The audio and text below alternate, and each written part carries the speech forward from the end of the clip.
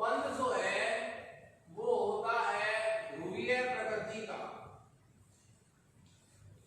ये जो हेलोजन अणु में जो बंध पड़ा है क्लोरीन और क्लोरीन के मध्य, ये बंध है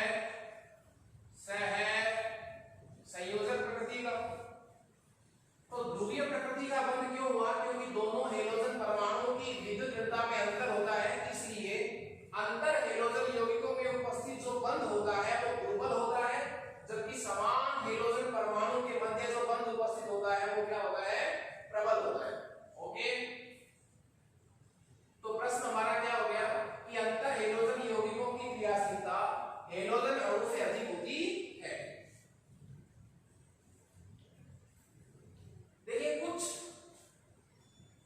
अंतर हेलोजन यौगिक हैं जिनकी फॉर्म आयनिक है, उसके कुछ एग्जांपल हमारे पास है।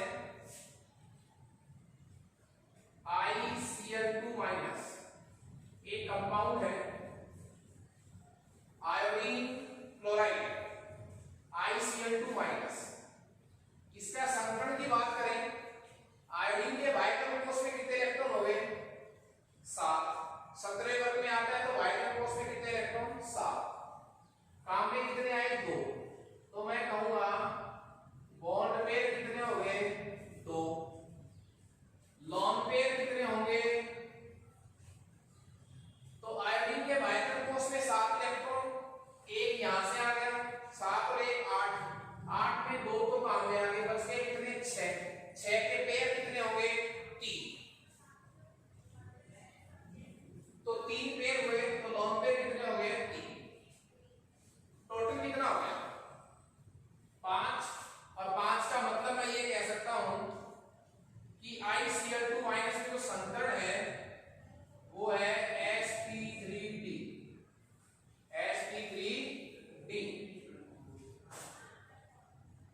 ठीक है, sp3d संकरण जब होता है तो आकृति क्या होती है? त्रिकोणीय द्विपिरियडी। ये आकृति होनी चाहिए कब? जब संकरण कैसा हो? sp3d। लेकिन जब आप इसकी आकृति बनाएंगे, एक बार आप त्रिकोणीय द्विपिरियडी आकृति बना लीजिए। आयोडीन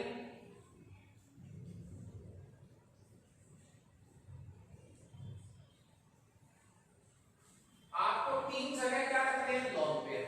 और 3 जगह लोन पेयर रखने के लिए VSEPR थ्योरी आपको अप्लाई करनी है। VSEPR सिद्धांत क्या कहता है कि लोन पेयर को बॉन्ड पेयर से दूर रखना चाहिए, या इन्हीं 2 लोन पेयर को भी दूर दूर रखना चाहिए, ताकि प्रतिकर्षण क्या हो? कम, रिपल्सन क्या हो सके? कम। तो हम लोन पेयर को कहां रखेंगे? 120 के एंगल पर, 120 डिग्री के कोण है तीनों, और क्लोरीन यहां हो जाएगा।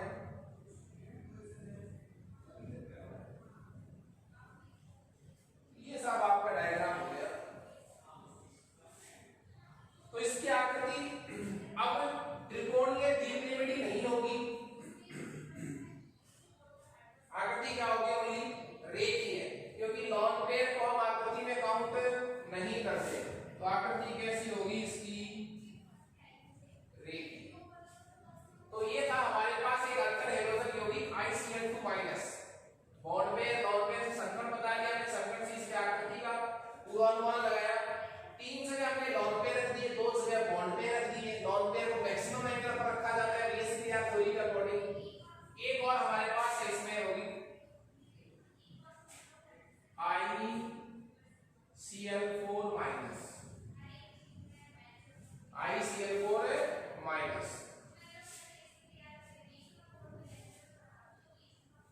देखिए इसी की तर्ज पर अपन बनाएंगे।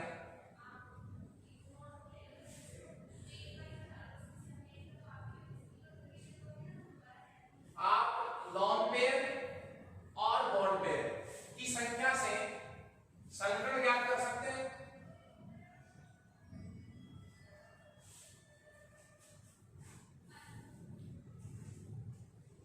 आयोडीन कौन से वर्ग में आता है? 17वें वर्ग में। बायकम कोष में कितने इलेक्ट्रॉन? 7। काम में कितने आए? 4। तो बॉन्ड पेयर तो कितने हो गए? 4। आयोडीन के बायकम कोष में 7 इलेक्ट्रॉन, एक यहां से आ गया 7 और 1 8, 8 में से 4 काम में आगे बच गए कितने 4, 4 के पेयर कितने बढ़ जाएंगे 2, तो लॉन पेयर कितने हो जाएंगे 2, लॉन पेयर कितने हो जाएंगे 2, तो 4 और 2 6, और 6 का मतलब क्या होगा, मैं यहां से संकर्ण का अनुमान क्या लगा सकता हूं sp3d2, sp3d2 ये संकर्ण आ गया। इस संकर्ण के हिसाब से तो आकृति कैसी होनी चाहिए अष्टफलकी, कैसी होनी चाहिए अष्टफलकी, अष्टफलकी आकृति होनी चाहिए। पर अष्टफलकी आकृति क्यों नहीं होगी, क्योंकि इसमें क्या पड़ा है लॉन पेयर, 2 लॉन पेयर पड़े हैं और आपको पता है लॉन पेयर से आकृति में विकृति आ जाती है, तो एक बार आप अष्टफलकी आकृति को बनाइए। ये आयोडीन 1 2 3 और 4, ये आपकी अष्टफलकी आकृति है।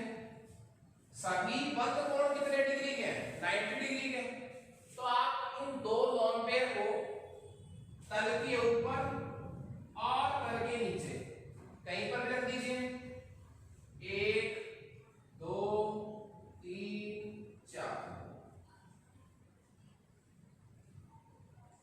इस पर चार्ज लगा हुआ है माइनस।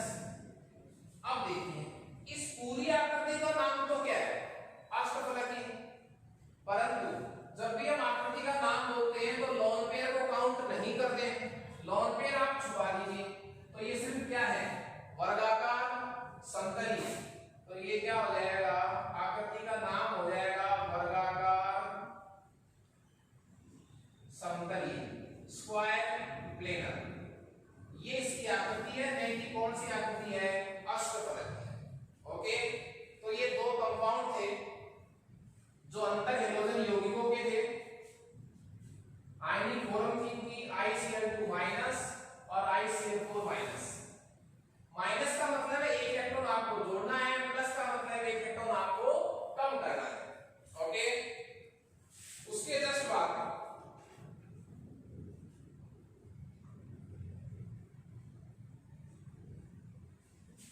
हमारा नेक्स्ट टॉपिक रहेगा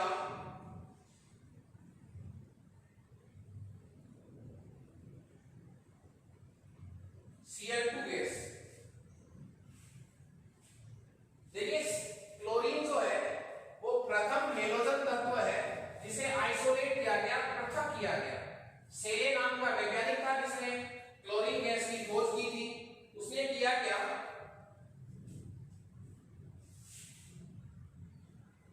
मैं क्या कहूंगा प्रथम हेलोजन जिसे क्या किया गया पृथक किया गया, प्रथम हेलोजन तत्व है जिसे क्या किया गया है पृथक किया गया, आइसोलेट किया गया। इसकी खोज जो है वो सेले नामक वैज्ञानिक ने की। सेले नाम का एक वैज्ञानिक था जिसने इसकी खोज की। उसने किया क्या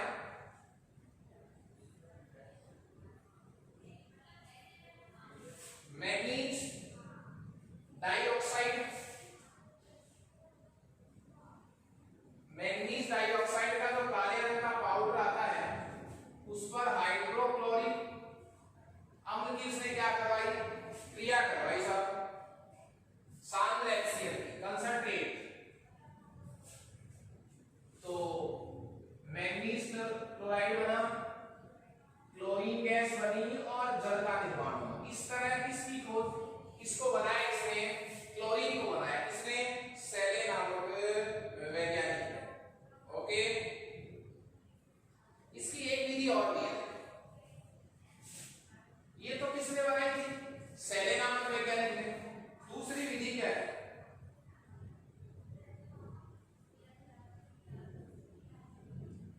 बीकर विधि।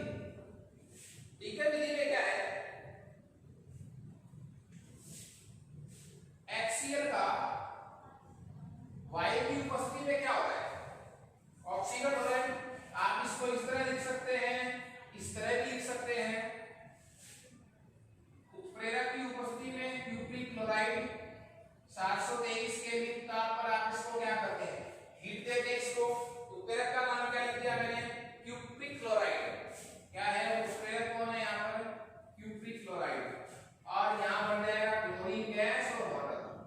इस तरह भी किसका निर्माण हो गया, क्लोरीन गैस का। तो क्लोरीन गैस को बनाने की दो विधियां हमने पढ़ी हैं, एक तो सेले ने जिससे निर्माण किया था और एक डीगर विधि के एक विधि हम 11th क्लास में पढ़ चुके हैं। आप सान्द्र NaCl के जलीय विलयन का विद्युत अपघटन करवाने पर आपको एनोड पर कौन सी गैस प्राप्त होती है, क्लोरीन गैस प्राप्त होती है। तो ये कुछ विधियां थी जिससे हमने क्लोरीन गैस को बनाया है। देखिए, इसकी बात करें कुछ भौतिक गुणों की।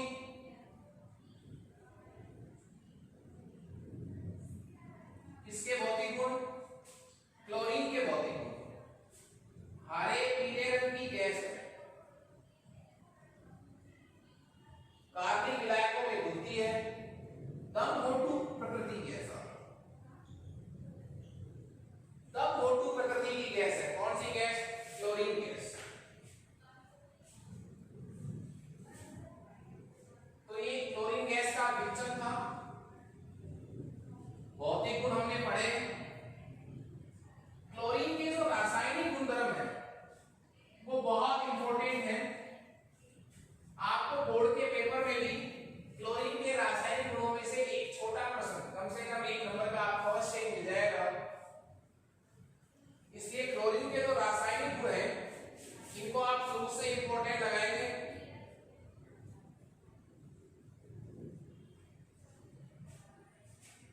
तो हमारा नेक्स्ट टॉपिक हुआ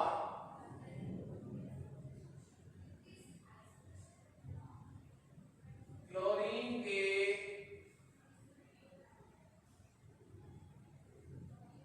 रासायनिक गुण।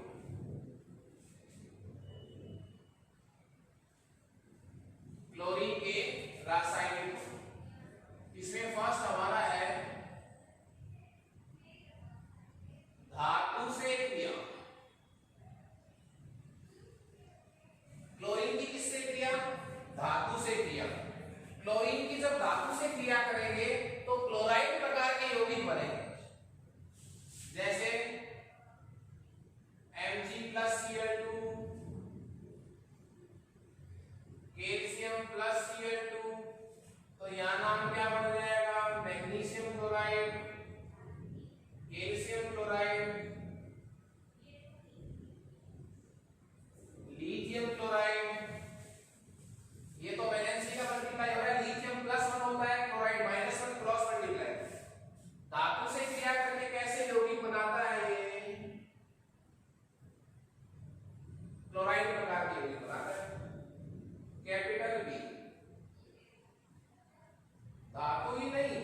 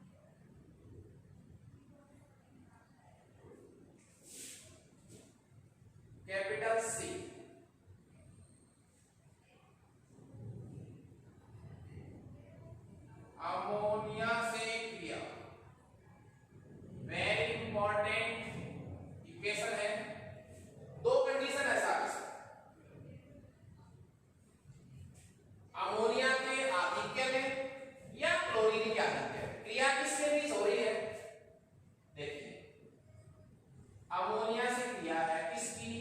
क्लोरीन से। एक समीकरण तो ये है। दूसरी यही समीकरण, अमोनिया की क्रिया किससे? क्लोरीन से। पर कंडीशन चेंज है। कंडीशन चेंज क्या है? इस पहले वाली समीकरण में मैं अमोनिया को कैसी मात्रा में लेऊंगा? आधिक्य मात्रा में। और यहां मैं किसको आधिक्य में लेऊंगा? क्लोरीन को आधिक्य में। क्रिया तो दो के मध्य ही है। क्रिया किसके मध्य हो रही है? अमोनिया और क्लोरीन के मध्य। कंडीशन कितनी है? दो। या तो आप अमोनिया को अधिक मात्रा में लें या क्लोरीन को अधिक मात्रा में लें। यदि आपने अमोनिया को अधिक मात्रा में लिया है तब तो बनेगा NH4Cl N2। इसका एक नाम होता है नौसादर अमोनियम क्लोराइड। ठीक है, एक प्रकार का विस्फोटक भी होता है। और यदि आपने अमोनिया की क्रिया क्लोरीन से क्लोरीन के आधिक्य में करवाई है तो भी एक विस्फोटक पदार्थ बनता है nitrogen trichloride plus HCl। Nitrogen trichloride जो है वो एक प्रकार का कैसा पदार्थ है? विस्फोटक पदार्थ। तो ये इसमें कुछ भिन्नताएं थी, कंडीशन का अंतर था। अमोनिया यदि आधिक्य में है तो मेजर प्रोडक्ट क्या है? नौसादर। और यदि क्लोरीन आधिक्य में है तो मेजर प्रोडक्ट क्या है? Nitrogen trichloride. इंपॉर्टेंट रिएक्शन है। इसके नेक्स्ट बाद इंपॉर्टेंट रिएक्शन है सोडियम हाइड्रोक्साइड से रिएक्शन।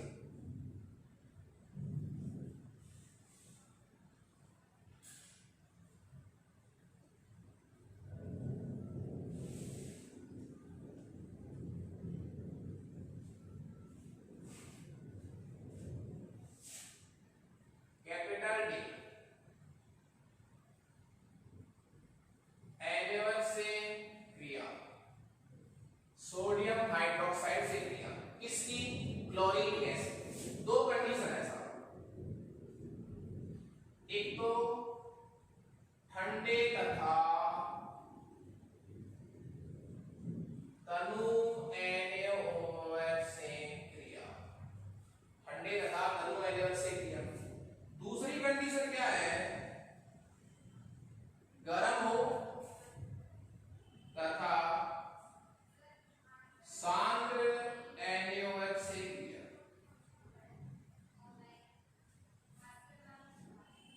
अलग अलग कंडीशन है, इंपॉर्टेंट रिएक्शन है ये वाली, बहुत important, very very important reaction.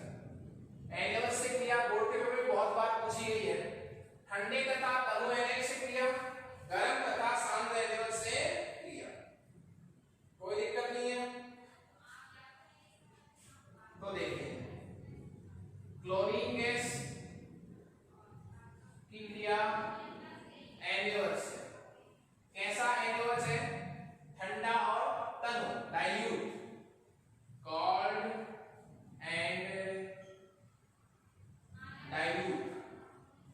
और एक क्या है? गर्म तथा सांद्र, क्लोरीन गैस प्लस NaOH। ये कैसा है? बोलिए।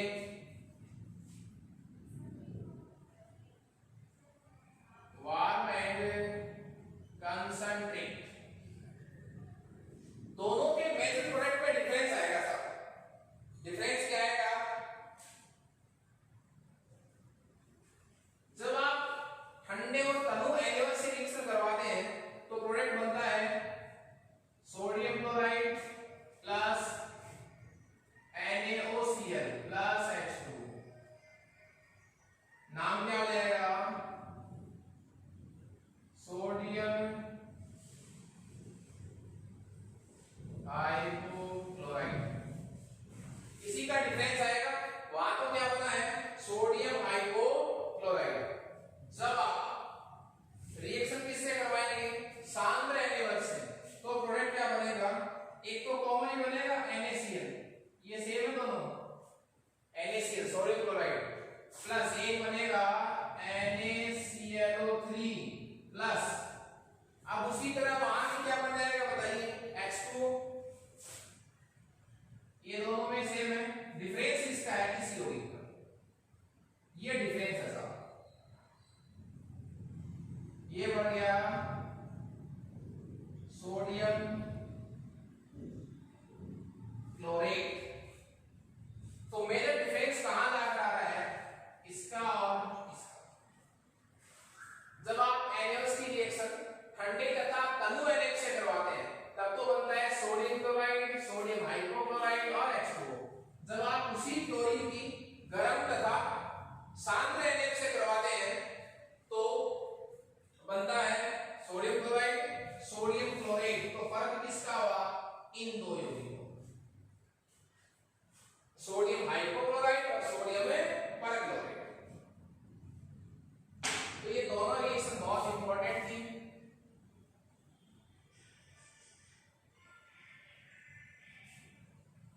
क्लोरीन की क्रिया हाइड्रोकार्बन से भी करवा सकते हैं। क्लोरीन की क्रिया जो है वो हम किससे करवा सकते हैं, हाइड्रोकार्बन से।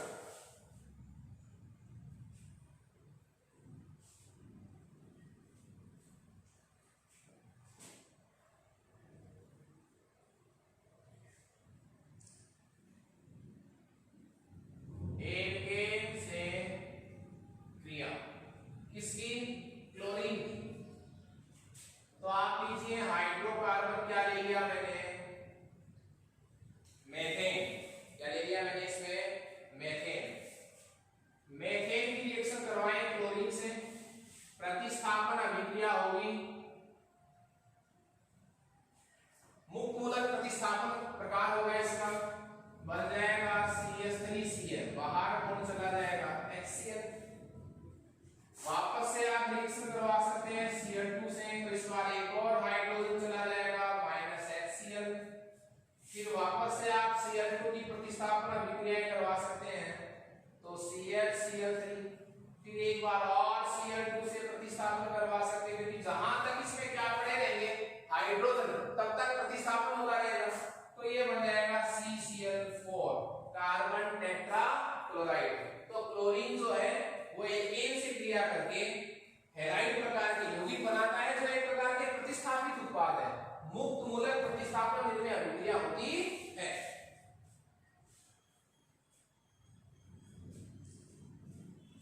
इसी में हम पढ़े capital F,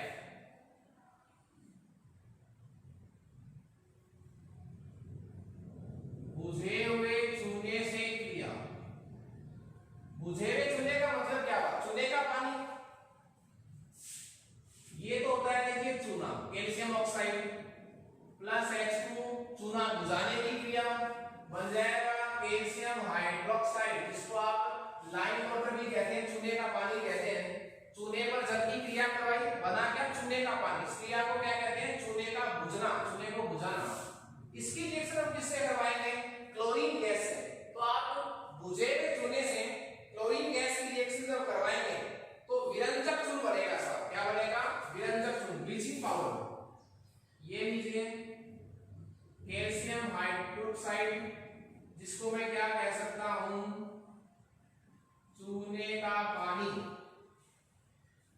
plus chlorine gas. तो ये बनेगा CaOCl2 प्लस H2। ये आपके पास है साहब विरंजक चूर्ण, जिसको मैं ब्लीचिंग पाउडर भी कह सकता हूं, रंग उड़ाने के लिए ब्लीच करो करवाते हैं। विरंजक चूर्ण कैल्शियम हाइपोक्लोराइड बनता है। जब आप क्लोरीन गैस की क्रिया बुझे हुए चूने से करवाते हैं तो विरंजक चूर्ण प्राप्त होता है, जिसको मैं कैल्शियम हाइपोक्लोराइड भी बोल सकता हूं या ब्लीचिंग पाउडर भी बोल सकता। ये वाली भी इंपॉर्टेंट रिएक्शन है। मैंने आपको पहले भी कहा है कि जो क्लोरीन के रासायनिक गुण है वो सारे के सारे इंपॉर्टेंट है साहब। इसके बाद इसमें नेक्स्ट जी वाली रिएक्शन है, ये भी इंपॉर्टेंट है। H2O से क्रिया, जल से क्रिया। ये लीजिए Cl2 प्लस H2। क्लोरीन की रिएक्शन में किससे करवा रहा है, जल से करवा रहा हूं, तो बनेगा हाइड्रोक्लोरिक अम्ल और नवजात ऑक्सीजन। ये कैसी ऑक्सीजन है, नवजात। और इस नवजात ऑक्सीजन को जब मैं किसी रंगीन वस्तु के संपर्क में लाऊंगा तो वस्तु जो है वो क्या हो जाएगी, रंगहीन हो जाएगी। तो कपड़ों का या कागज का रंग उड़ाने के लिए विरंजक चूर्ण या ब्लीचिंग पाउडर का यूज किया जाता है। आपसे ये पूछा जा सकता है कि क्लोरीन में क्या खास बात होती है कि वो रंग उड़ाने का काम करती है, विरंजन का काम करती है। तो उसकी सबसे अच्छी बात क्या है, जब क्लोरीन को जल में